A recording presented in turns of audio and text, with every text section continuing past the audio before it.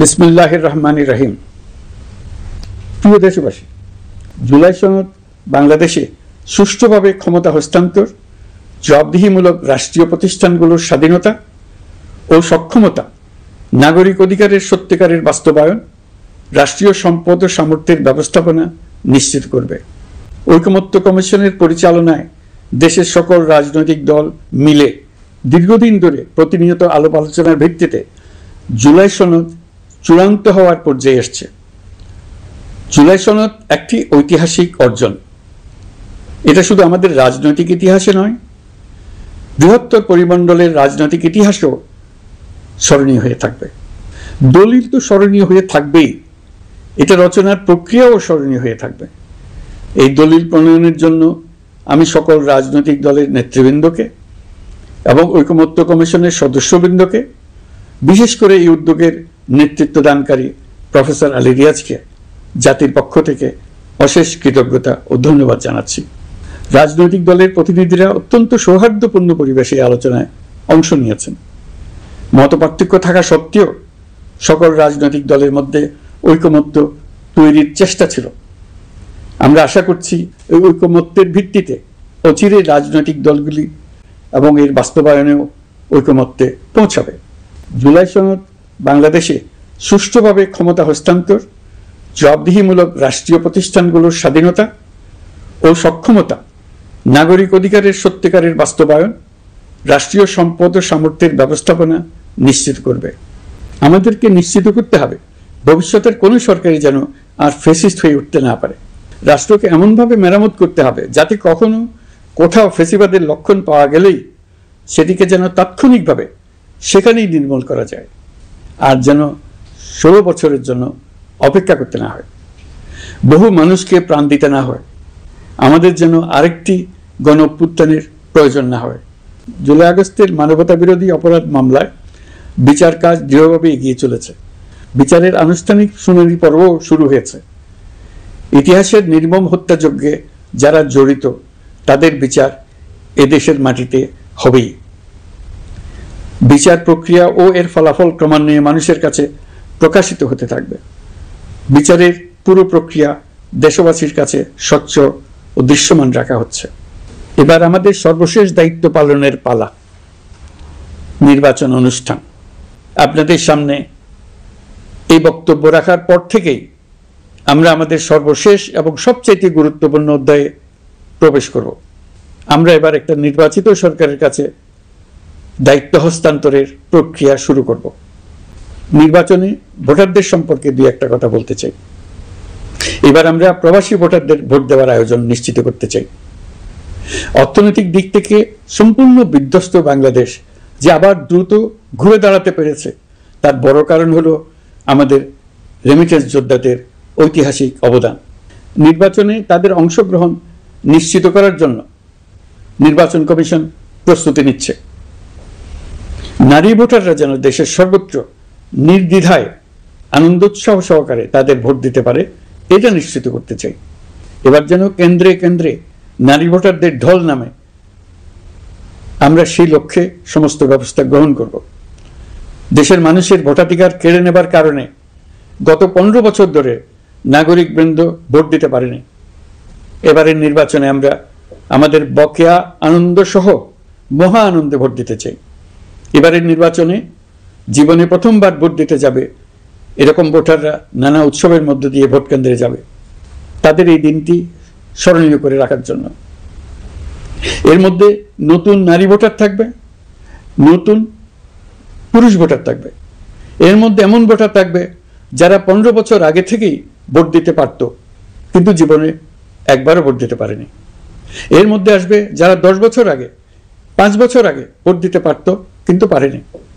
আর আসবে ভাগ্যবান ও ভাগ্যবতীর দল যারা এই প্রথমবার ভোটার হওয়ার যোগ্যতা লাভ করলো এবং সঙ্গে সঙ্গে ভোট দেওয়ার সুযোগও পেয়ে গেল। নির্বাচনের দিনকে আমরা ঈদের উৎসবের মতো করতে চাই। এবারের ভোটের আনন্দ থাকবে সবার মধ্যে। আপনারা সবাই বাচ্চা কাচ্চাদের নিয়ে ভোট কেন্দ্রে যাবেন। নাগরিক অধিকার প্রয়োগের মহা আনন্দ পরবর্তী বংশধরদের কাছে তুলে ধরার জন্য এখন থেকে প্রতিদিন আলাপ আলোচনা করুন। আপনার এলাকায় ভোটদান ব্যবস্থা কেমন হলে সুন্দর হয়, কেমন হলে আনন্দমুখর হয়, সেটা আগে থেকে ঠিক করার জন্য। নতুন বাংলাদেশ গড়ার কাজের ভিত্তি রচনা হবে এবারের নির্বাচনে। তার জন্য প্রস্তুতি নিন।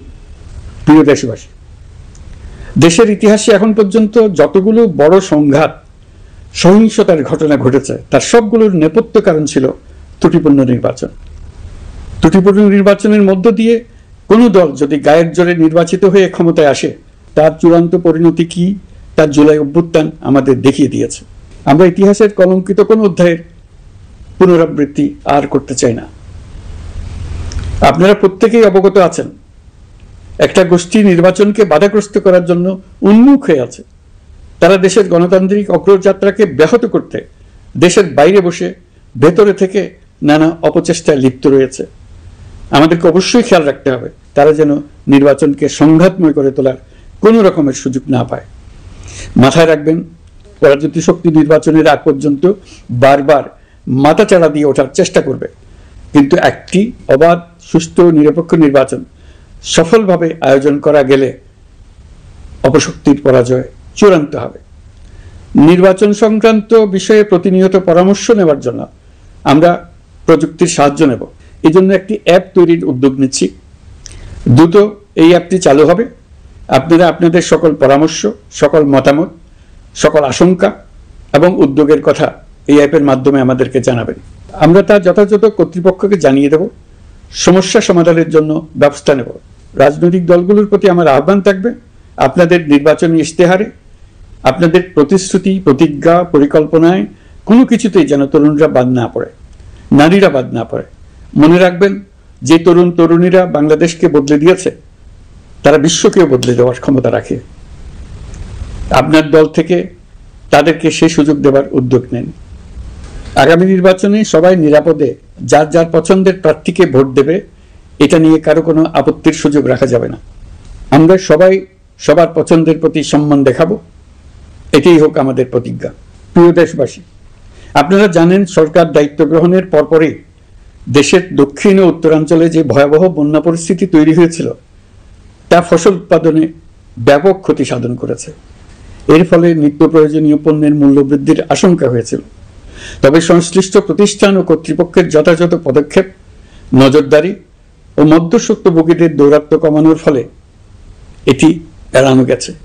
বিশেষ করে এবছরের পবিত্র মাহে রমজান মাস থেকে শুরু করে এখন পর্যন্ত বাজার পরিস্থিতি স্থিতিশীল রয়েছে। মূল্যস্ফীতির নিয়ন্ত্রণ ছিল আমাদের জন্য সবচেয়ে বড় চ্যালেঞ্জ। ভঙ্গুর অর্থনীতি ও বন্যার কারণে খাদ্য মূল্যস্ফীতি হয়েছিল প্রায় 14%। এখন সেটা অর্ধেকে নেমে আসছে। আমরা আশা করছি ডিসেম্বরের মধ্যে এটা 6% নেমে আসবে। এই জুন মাসে দেশের সার্বিক মূল্যস্ফীতি কমে 8.48% হয়েছে, যা বিগত 35 মাসের মধ্যে সর্বনিম্ন। এই নিয়ে 4 মাস ধরে সার্বিক মূল্যস্ফীতি ক্রমান্বয়ে কমেছে। বর্তমান অন্তর্বর্তীকালীন সরকারের প্রতি প্রবাসীদের অসীম আস্থার ফলে মুদ্রা বাজারেও স্থিতিশীলতা ফিরে এসছে। গত অর্থ বছরে ব্যাংকিং চ্যানেলে রেকর্ড $3033 কোটি প্রবাসী আয় দেশে এসছে। রপ্তানি আয়ে প্রায় 9% প্রবৃদ্ধি হয়েছে। এর ফলে টাকা শক্তিশালী হয়েছে। অনেক বছর পর ডলারের বিপরীতে টাকার মান বাড়ছে। গত 11 মাসে বৈদেশিক পাওনাদারদের পাওনা সুদ ও আসল বাবদ $4 বিলিয়ন অর্থাৎ $400 কোটি অর্থ পরিশোধ করা হয়েছে, যা এ যাবৎকালের সর্বোচ্চ। আগের বকেয়া আদায় পরিশোধের পরও বৈদেশিক মুদ্রার রিজার্ভ বাড়ছে। আগামীতে এই ধারা বজায় থাকবে বলে আমরা আশা করি। কর্মসংস্থান সৃষ্টি অন্তর্বর্তীকালীন সরকারের অন্যতম বড় লক্ষ্য। সম্প্রতি হংকং ভিত্তিক শিল্প গোষ্ঠী হান্ডা বাংলাদেশের বস্ত্র ও তৈরি পোশাক খাতে $250 মিলিয়ন বিনিয়োগের প্রতিশ্রুতি নিয়ে এসছে, যা এই খাতে চীনা কোনো কোম্পানির একক সর্বোচ্চ বিনিয়োগ। তাদের এই বিনিয়োগের ফলে 25,000 লোকের কর্মসংস্থান হবে। আমরা দৃঢ়ভাবে বিশ্বাস করি হান্ডার এই বিনিয়োগ আরও চীনা কোম্পানিকে এই দেশে বিনিয়োগের জন্য উৎসাহিত করবে। এর মাধ্যমে আমাদের তরুণ তরুণীদের কর্মসংস্থানের পথ খুলবে। গত 16 বছরে দেশ থেকে যে বিপুল পরিমাণ অর্থ পাচার হয়ে গিয়েছে, আমরা সেটা ফিরিয়ে আনার উদ্যোগ নিয়েছি। এই দীর্ঘ আইনি প্রক্রিয়ার জন্য সরকার নামকরা বিদেশি আইনি প্রতিষ্ঠানকে নিয়োগ দিয়েছে। যথাযথ আইনি পদক্ষেপের ফলে বিশ্বের বিভিন্ন দেশে ফেসিবাদী দুর্বৃত্তরা যে অর্থ সম্পদের পাহাড় গড়েছে তার কিছু কিছু ইতিমধ্যে জব্দ হয়েছে। এই কার্যক্রম সঠিকভাবে চালিয়ে যেতে পারলে অল্প সময়ের মধ্যে আরও কিছু ইতিবাচক ফলাফল পাওয়া যাবে বলে আমি বিশ্বাস করি। দেশের ভেঙে পড়া অর্থনীতিকে মজবুত করতে হলে আমাদের চিন্তায় মৌলিক পরিবর্তন আনতে হবে। আমি বরাবরই বলে এসেছি, এদেশের নদী ও বিশাল সমুদ্র আমাদের মূল্যবান সম্পদ। আমরা এই সম্পদকে কাজে লাগিয়ে সমান্তরালভাবে পানিভিত্তিক অর্থনীতি গড়ে তুলতে চাই। আমরা প্রায় ভুলে যাই যে বঙ্গোপসাগরের একটা অংশও আমাদের দেশ। এর পরিমাণ আমাদের মোট জমির পরিমাণের চাইতে বেশি। আমরা প্রায় সবসময় জমিভিত্তিক আমাদের অর্ধেক দেশ নিয়ে মাথা ঘামাই, বাকি পানিভিত্তিক অর্ধেক দেশকে হিসাবেই ধরি না, কারণ আমরা ওই অংশে বসবাস করি না। আমরা তো হাওর বাওরেও বসবাস করি না, তাই বলে তো তাকে হিসাবের বাইরে রাখেন। এখন থেকে আমাদের অংশের বঙ্গোপসাগরকে আমরা আমাদের দেশের মূল্যবান অংশ, এই কথা সবসময় মাথায় রেখে অগ্রসর হব। এই অংশের পানির উপর দিয়ে দেশ বিদেশের সঙ্গে আমরা বাণিজ্য করব, তার মাধ্যমে আমরা পুরো পৃথিবীকে আমাদের প্রতিবেশী বানাবো। এই পানির মধ্যে আছে অফুরন্ত সম্পদ, মৎস্য সম্পদ, যা প্রতি বছর ফসল দেয়। এই পানির নিচে আছে অফুরন্ত গ্যাস। এর সব কিছুকে নিয়েই প্রতিনিয়ত আমাদের চিন্তা ভাবনাকে চালিত করতে হবে। বর্তমান সরকার চট্টগ্রাম বন্দর ব্যবস্থাপনাকে নতুন করে সাজানোর উদ্যোগ নিয়েছে। সরকার সম্প্রতি বাংলাদেশ নৌবাহিনী পরিচালিত ড্রাই ডক লিমিটেডকে নিউ মুরিং টার্মিনাল কন্টেনার হ্যান্ডলিংয়ের দায়িত্ব দিয়েছে। তারা কাজ শুরু করা মাত্রই কিছু ইতিবাচক পরিবর্তন এসছে। প্রথম 2 সপ্তাহে দেখা গেছে আগের তুলনায় প্রতিদিন গড়ে 225টি বেশি কন্টেইনার হ্যান্ডলিং হচ্ছে।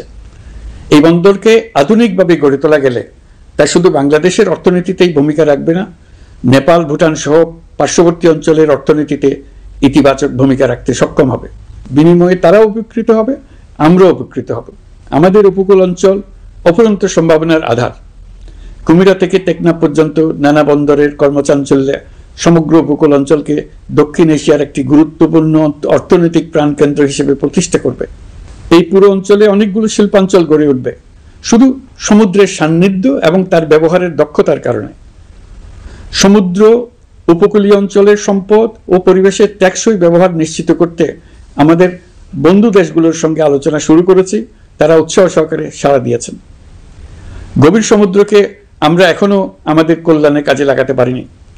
একে কেন্দ্র করে আমরা মাছ পালন, আহরণ ও প্রক্রিয়াজাতকরণের শিল্প গড়ে তুলতে কাজ শুরু করেছি।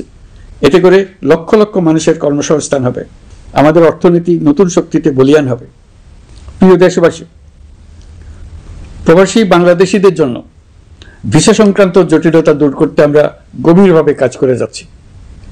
বাংলাদেশি নাগরিকদের জন্য আরব আমিরাত পুনরায় ভিসা চালু করেছে। মালয়েশিয়া কর্তৃপক্ষ বাংলাদেশি কর্মীদের জন্য প্রথমবারের মতো মাল্টিপল এন্ট্রি ভিসা চালু করেছে। অন্যান্য দেশের সঙ্গেও ভিসা জটিলতা কিভাবে কমিয়ে আনা যায় এই নিয়ে আমরা কাজ করে যাচ্ছি। আগামী 5 বছরে জাপানে অন্তত 1 লক্ষ বাংলাদেশি তরুণদের পাঠানোর প্রস্তুতি শুরু করেছে। তরুণদের সেখানে পাঠানোর জন্য বিশেষ প্রশিক্ষণ, অন্যান্য ব্যবস্থাও আমরা নিতে শুরু করেছি। এর পাশাপাশি আমরা ইতালি, দক্ষিণ কোরিয়া, সার্বিয়া সহ বিভিন্ন দেশে দক্ষ কর্মীদের পাঠানোর উদ্যোগ নিয়েছি। সৌদি আরব, জর্ডান, ওমান সহ বিভিন্ন দেশে নথিপত্রের কারণে যে প্রবাসীরা ইরেগুলার হয়ে গিয়েছিলেন তাদেরকে রেগুলারাইজ করার জন্য ব্যবস্থা নিয়েছে। আমরা বিভিন্ন দেশের সঙ্গে বিদ্যমান চুক্তিগুলোকে পর্যালোচনা করে দেখছি যাতে আমাদের প্রবাসী ভাই বোনদের জন্য সেগুলো স্বস্তিদায়ক হয়। দেশে এবং দেশের বাইরে বাংলাদেশের নাগরিকরা যে যেখানে অবস্থান করছে তারা যাতে সব ধরনের নাগরিক সুবিধা পান, আমরা সেই বিষয়ে উদ্যোগ নিয়েছি। প্রিয় দেশবাসী, জুলাই গণঅভ্যুত্থানে তরুণ শিক্ষার্থীদের পাশে ঢাল হয়ে দাঁড়িয়েছিলেন আমাদের বাবা মা ও শিক্ষকরা। আমাদের বাবা মায়েরা তাদের সন্তানকে বহু কষ্টে বড় করে বিশ্ববিদ্যালয়ে পাঠায়। লেখাপড়া শেষ করে অনেক ছাত্র অসুস্থ হয়ে বের হয়। এর কারণ আবাসিক হলের নোংরা পরিবেশ, খাবারের নিম্নমান, তার উপর দলীয় সন্ত্রাসীদের দমনপীড়ন। বিশ্ববিদ্যালয়ে পড়াশোনার পরিবর্তে প্রতিদিন শিক্ষার্থীদের জোর করে রাজনৈতিক দলের প্রোগ্রামে নিয়ে যাওয়া হতো। প্রশাসন ও শিক্ষকরা সবই জানতেন, অথচ কেউ এটি থামাতে পারেননি, চেষ্টাও করেননি। কারণ শিক্ষকদের একটি বড় অংশ প্রমোশনের জন্য, সুবিধার জন্য দলীয় রাজনীতিতে জড়িত ছিলেন, নিপীড়কের ভূমিকায় ছিলেন। প্রতিটি বিশ্ববিদ্যালয়ের আবাসিক হলগুলোতে দলীয় সন্ত্রাসীদের নিয়ন্ত্রণ আর অমানসিক নির্যাতন চলত। সেখানে গড়ে তোলা হয়েছিল টর্চার সেল। অন্তর্বর্তী সরকার প্রতিশ্রুতিবদ্ধ যে আমরা আর কখনো শিক্ষা প্রতিষ্ঠানগুলোকে এমন কোনো রাজনীতি দ্বারা কলুষিত হতে দেব না যা পড়াশোনার পরিবেশ নষ্ট করে, তরুণদের জীবন ধ্বংস করে। বাবা মায়েদের যেন সন্তানকে বিশ্ববিদ্যালয়ে পড়তে পাঠিয়ে আর কখনো শঙ্কায় থাকতে না হয়। বর্তমান সরকার দায়িত্ব গ্রহণের পরপরই শিক্ষা ব্যবস্থার উন্নতির জন্য ধারাবাহিকভাবে পরামর্শ কমিটির সঙ্গে বৈঠক করেছে, বিভিন্ন উদ্যোগ হাতে নিয়েছে। বিদ্যালয়গুলোতে শিক্ষার মান কিভাবে বাড়ানো যায় সে বিষয়ে বিভিন্ন উদ্যোগ নেওয়া হচ্ছে। সরকার কিছুদিন আগে সারা দেশের সরকারি প্রাথমিক বিদ্যালয়ের সব প্রধান শিক্ষকের বেতনের গ্রেড এক ধাপ বাড়িয়ে 10ম গ্রেড করার সিদ্ধান্ত নিয়েছে। এটি একটি যুগান্তকারী সিদ্ধান্ত। প্রাথমিক বিদ্যালয়গুলিতে শূন্য পদে 6500 প্রধান শিক্ষক নিয়োগের প্রক্রিয়া চলছে। প্রাথমিকের পড়াশোনার পদ্ধতিগত পরিবর্তনের দিকেও আমরা মনোযোগ দিচ্ছি। সব স্কুলে ইন্টারনেট সংযোগ ও মাল্টিমিডিয়া শ্রেণীকক্ষ তৈরির নির্দেশ দেওয়া হয়েছে। পার্বত্য চট্টগ্রামে কমপক্ষে 100টি স্কুলে এবছরের মধ্যেই ই-লার্নিং চালু হবে। ঢাকা চট্টগ্রামের অভিজ্ঞ শিক্ষকরা প্রযুক্তির সহায়তায় এসব স্কুলে শিক্ষকতা করে সেখানকার শিক্ষক ঘাটতি পূরণ করবেন। যেসব এলাকায় বিদ্যুতের ঘাটতি রয়েছে সেখানে সোলার প্যানেল বসিয়ে বিদ্যুতের ঘাটতি নিরসন এবং মোবাইল নেটওয়ার্ক ও স্টারলিংক পরিষেবা ব্যবহার করে এই সংকট মোকাবেলা করা হচ্ছে। স্কুলগুলোতে মেয়েদের জন্য বিশেষ ব্যবস্থা গ্রহণ করে তাদের পড়াশোনার উপযোগী করে তোলা হচ্ছে। স্কুলের অবকাঠামোকে নারীবান্ধব করে তুলতে স্কুল ভবন নির্মাণের সময় কমিটিতে নারী স্থপতি রাখার নিয়ম করা হয়েছে। আমাদের লক্ষ্য হলো স্কুল ভবনের ডিজাইন থেকে শুরু করে পড়াশোনার পরিবেশ চিন্তাভাবনায় মেয়েদেরকে বিশেষভাবে গুরুত্ব দেওয়া, যাতে তারা ব্যক্তিগত নিরাপত্তা ও স্বাস্থ্যের দিক থেকে স্বস্তিদায়ক পরিবেশে পড়াশোনা করতে পারে। প্রিয় দেশবাসী, জুলাই গণ অভ্যুত্থানে শহীদ ও আহত যোদ্ধাদের জন্য আমরা নিরলসভাবে কাজ করে যাচ্ছি। এখন পর্যন্ত 775টি শহীদ পরিবারকে প্রায় 100 কোটি টাকার সঞ্চয়পত্র ও মাসিক ভাতা বাবদ ব্যাংক চেক দেওয়া হয়েছে। অবশিষ্ট যারা আছেন তাদেরও কয়েকটি আইনগত বিষয় নিষ্পত্তি সাপেক্ষে সঞ্চয়পত্র দেওয়ার প্রক্রিয়া চলছে। এর পাশাপাশি আহত 13,800 জন জুলাই যোদ্ধাকে 3টি ক্যাটাগরিতে নগদ টাকা ও চেক বাবদ 153 কোটি 4 লাখ টাকা প্রদান করা হয়েছে। 78 জন অতি গুরুতর আহত জুলাই যোদ্ধাকে সিঙ্গাপুর, থাইল্যান্ড, তুরস্ক এবং রাশিয়ার উন্নত চিকিৎসার জন্য পাঠানো হয়েছে এবং চিকিৎসা ব্যয় বাবদ এ পর্যন্ত প্রায় 100 কোটি টাকা ব্যয় হয়েছে। আহতদের পুনর্বাসনের জন্য সরকারের সবকটি মন্ত্রণালয়ের সম্মিলিত প্রচেষ্টায় বিভিন্ন ধরনের উদ্যোগ নেওয়া হচ্ছে। ফ্যাসিবাদী সরকারের আমলে দেশের শহরে বন্দরে হাজারো প্রতিষ্ঠান, সড়ক, সেতু, সেনানিবাস, যুদ্ধজাহাজ, স্কুল, কলেজ, বিশ্ববিদ্যালয়ের নাম পরিবর্তন করে স্বৈরাচার তার নিজের এবং নিজের পরিবারের সদস্যদের নামে চালু করেছিল। আমরা সব নাম পরিবর্তন করে আগের নাম বা মানানসই নাম করে দিয়েছি। প্রিয় দেশবাসী, অন্তর্বর্তীকালীন সরকার এমন এক অবস্থায় দেশের দায়িত্বভার গ্রহণ করেছিল যখন প্রতিটি গণতান্ত্রিক প্রতিষ্ঠান, অফিস, আদালত বিধ্বস্ত অবস্থায় ছিল। আমাদের প্রথম এবং প্রাথমিক কাজ ছিল এই প্রতিষ্ঠানগুলো সংস্কার এবং পুনর্নির্মাণে হাত দেওয়া, আইন শৃঙ্খলা বাহিনী পুনর্গঠন, অর্থনীতি পুনরুদ্ধার, আইন আদালত, নির্বাচন কমিশন সহ যাবতীয় গণতান্ত্রিক প্রতিষ্ঠানকে সচল করা এবং নাগরিকদের নিকট দায়বদ্ধ করে তোলা। রক্তাক্ত জুলাই ছিল স্বৈরাচারের বিরুদ্ধে তরুণদের পুঞ্জীবিত ক্ষোভের বহিঃপ্রকাশ। 16 বছর ধরে সরকারের স্বৈরাচারী আচরণের বিরোধিতা করে যতগুলো আন্দোলন হয়েছে প্রতিটিতেই দলীয় সন্ত্রাসীরা অস্ত্র হাতে আন্দোলনকারীদের আক্রমণ করেছে। প্রতিটি আন্দোলনকেই দমন করার জন্য দলীয় সন্ত্রাসীরা সর্বোচ্চ আঘাত করেছে, যেখানে আইনশৃঙ্খলা বাহিনীকেও অংশ নিতে নির্দেশ দেওয়া হয়েছে অথবা দাঁড়িয়ে দর্শকের ভূমিকায় থাকতে বলা হয়েছে। একটি স্বাধীন বিচার বিভাগের জন্য অন্তর্বর্তী সরকার সংস্কার কাজ হাতে নিয়েছে। বিচার বিভাগীয় সংস্কার কমিশনের প্রস্তাবনা অনুযায়ী সুপ্রিম কোর্ট বিচারক নিয়োগ সহ যে সকল কাজ এই সরকার স্বল্প সময়ের মধ্যে করে যেতে পারবে সে সকল কাজের অধিকাংশ ইতিমধ্যে সম্পন্ন করা হয়ে গেছে, বাকি কাজ চলমান রয়েছে। স্বৈরাচার আমলে দলীয় বাহিনীতে পরিণত হওয়া ভঙ্গুর আইনশৃঙ্খলা বাহিনীকে নতুন করে গড়ে তোলার জন্য আমরা সর্বোচ্চ ব্যবস্থা নিয়েছি। আইনশৃঙ্খলা বাহিনী দ্বারা কোনো মানবাধিকার লঙ্ঘন যাতে না ঘটে সেজন্য পুলিশ সদর দপ্তরে একটি সেল কার্যকর করা হয়েছে, যেখানে মানবাধিকার সহ পুলিশ সদস্যদের মাধ্যমে সংগঠিত যে কোনো অপরাধের বিষয়ে অভিযোগ করা যায়। এই সমস্ত সেল অন্যান্য আইন প্রয়োগকারী সংস্থার প্রধান কার্যালয়েও স্থাপন করা হচ্ছে। আসামিদের জিজ্ঞাসাবাদ হবে স্বচ্ছ কাচের ঘরে। হাজতখানায় বন্দীদের মানবিক সেবা নিশ্চিত করা হবে। অভিযান পরিচালনার সময় পুলিশ যেন জিপিএস ট্র্যাকিং সিস্টেম ডিভাইস সহ বডি ক্যামেরা পরিধান করেন তা নিশ্চিত করা হবে। পুলিশ যেন আর কখনোই কোনো আন্দোলন দমনে প্রাণঘাতী অস্ত্র ব্যবহার করতে না পারে সেই ব্যবস্থা নেওয়া হয়েছে। বেআইনি সমাবেশে বল প্রয়োগের ক্ষেত্রে জাতিসংঘের স্বীকৃত 5টি ধাপ অনুযায়ী পুলিশ সদস্যদের প্রশিক্ষণ দেওয়া হচ্ছে। সব মিলিয়ে স্বরাষ্ট্র মন্ত্রণালয়ের পুলিশ সংস্কার কমিশনের প্রস্তাব অনুযায়ী 16টি সংস্কার কাজ সম্পন্ন হয়েছে। আরও 43টি সংস্কার কাজ সমাপ্ত হওয়ার পথে। দেওয়ানি আইন, নারী ও শিশু নির্যাতন দমন আইন সহ বিভিন্ন আইনগত সংস্কার সম্পন্ন হয়েছে। সম্প্রতি সরকার ফৌজদারি কার্যবিধি সংশোধন অধ্যাদেশ 2025 অনুমোদন করেছে। এর ফলে এখন থেকে কোনো ব্যক্তিকে আটকের পর 12 ঘন্টার মধ্যে যত দ্রুত সম্ভব পরিবারকে জানাতে হবে। আটককৃত ব্যক্তিকে আইনজীবীর সঙ্গে সাক্ষাতের সুযোগ দিতে হবে। গ্রেপ্তারকৃত ব্যক্তি রিমান্ডের পর অসুস্থ বা আহত হলে তাকে ডাক্তার কর্তৃক পরীক্ষা করতে হবে এবং আঘাতের কারণ নিশ্চিত হতে হবে। তার প্রয়োজনীয় চিকিৎসা দিতে হবে। এক্ষেত্রে পুলিশের দায় থাকলে আইনি ব্যবস্থা নেওয়ার বিধান যুক্ত করা হয়েছে। এই আইনের ফলে গ্রেফতার ও আটক নিয়ে মানুষের হয়রানি অনেক কমে আসবে। পুলিশের জবাবদিহিতা বাড়বে এবং বিচারের কাজ দ্রুততর হবে। পুলিশ সংস্কার কমিশনের সুপারিশ ছিল কোনো ব্যক্তি থানায় জিডি করতে গেলে অবশ্যই তা গ্রহণ করতে হবে। জিডি গ্রহণ করা ছাড়া থানা থেকে কোনো ব্যক্তিকে ফিরিয়ে দেওয়া যাবে না। এই সুপারিশের ভিত্তিতে সরকার সিদ্ধান্ত নিয়েছে দেশের সব থানায় অনলাইনে জিডি করা যাবে। এখন থানায় জিডি না নেওয়ার আর কোনো অভিযোগ থাকবে না। গণতান্ত্রিক চর্চার অন্যতম প্রধান শর্ত গণমাধ্যমের স্বাধীনতা। অতীত ইতিহাসের দিকে তাকালে দেখা যায় মুক্ত সাংবাদিকতার ক্ষেত্রে প্রথম এবং সবচেয়ে বড় বাধা হিসেবে কাজ করেছে সরকার। অন্তর্বর্তী সরকার এইসব বাধা অপসারণে বিভিন্ন উদ্যোগ নিয়েছে।